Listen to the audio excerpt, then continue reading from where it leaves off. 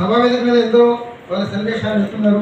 మా మిత్ర సోదరులు కళా బృందం కూడా మరి చక్కటి బంధువులతో ఇచ్చినప్పటికీ ముఖ్యంగా మనపై గురుతర బాధ్యత ఉంది. ఇవాళ సేవకుడే నాయకుడు కావాలి, కానీ సేవకుడు నాయకుడు అవుతాడు.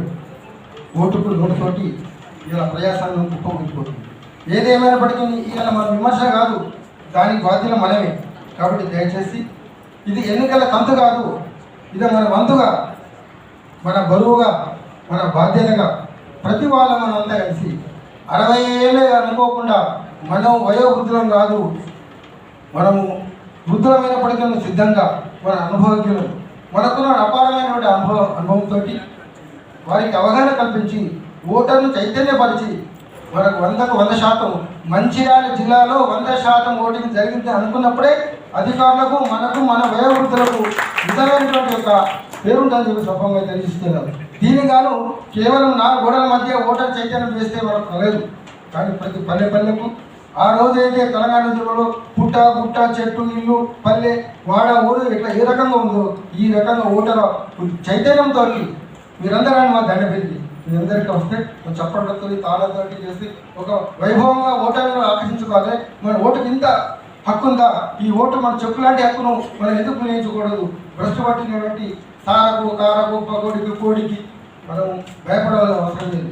మనకు నిర్భయంగా నిర్మోహమాటంగా మంచి పరిపాలన కోసం ఓటు గవర్నమెంట్ కోసం మనమంతా ఏకమై అంతా ఒకటై రేపు రాబోయే కాలంలో మంచి భవిష్యత్తు ఉన్నటువంటి నాయకుడు మన సేవ చేసే మన నాయకుడిని మనం ఎన్నుకోవాలంటే మనందరి మీద బాధ్యత ఉంది. ఇది కేవలము అపోహ కాదు, ఇది కేవలం ఇక్కడ వచ్చేసేది ఒక ప్రచారం కోసం కాదు.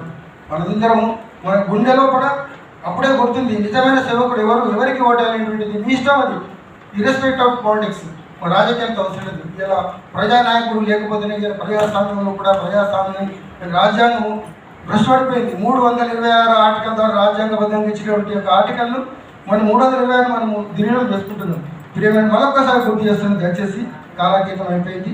ఇది ఎంతైనా మనం మాట్లాడుకోవచ్చు. మీ వంతుగా మన వంతుగా మన ఇల్లు పల్లె ఫస్ట్ మన ఇంట్లో స్టార్ట్ చేయండి. మన పిల్లలకు మన తల్లిదండ్రులకు ఊరు వాడు కలిసి మన ఒక బస్తీ వాడు కలిసి బూత్ మజ్బూత్ అందరికీ కూడా దృఢం చేసి మనసులో ఓటు అనే దాన్ని మనం ఈసారి 5 నిమిషాలు ఆలోచించండి. ఆ రోజు ఎన్ని పనుల పక్కన పెట్టి మనకి ఎన్నినప్పటికీ కూడా మనకు ముఖ్యంగా కొట్టి ఈ యొక్క ర్యాంప్స్ వృద్ధులు 60 ఉన్నాయని చెప్పేసి పక్కన దిగ్గడం కాదు. దయచేసి సభ్యులను అధికారులు తెలియజేస్తా మాకు ప్రత్యేకమైన అవకాశం జియో కూడా వచ్చింది.